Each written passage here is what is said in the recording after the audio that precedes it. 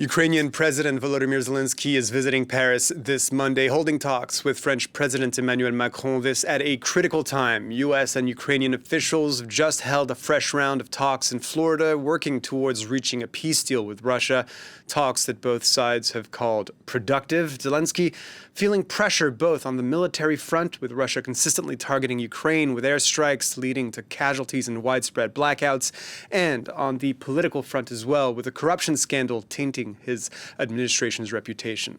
Let's talk to our senior reporter, Catherine Norris-Trent, who is covering that meeting between Zelensky and Macron for us at the Elysée Palace in central Paris. Catherine, what can you tell us so far? What's on the agenda? What can we expect from these talks?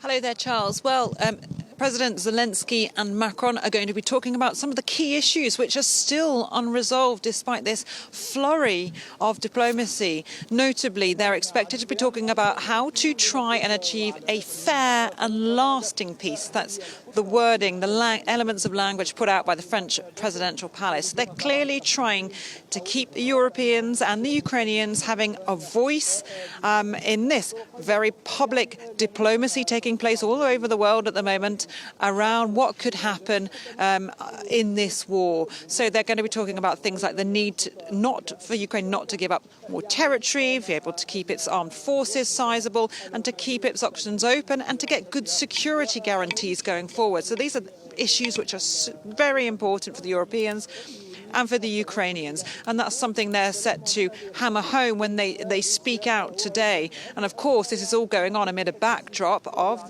the US, again, getting a delegation to Russia, preparing to speak with Vladimir Putin. So very much what the Europeans and Zelensky want is to put their side, their demands on the table, all while, looking cooperative to the US-led efforts to try and get some kind of end to this war which would be acceptable to them.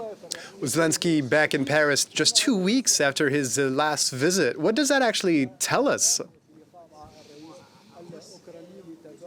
Yeah, Volodymyr Zelensky was here at the Elysée 2 weeks ago today, but it was a very different atmosphere then, because since then we had the US 28-point peace plan, which of course went very much along Russian lines, according to a lot of observers here.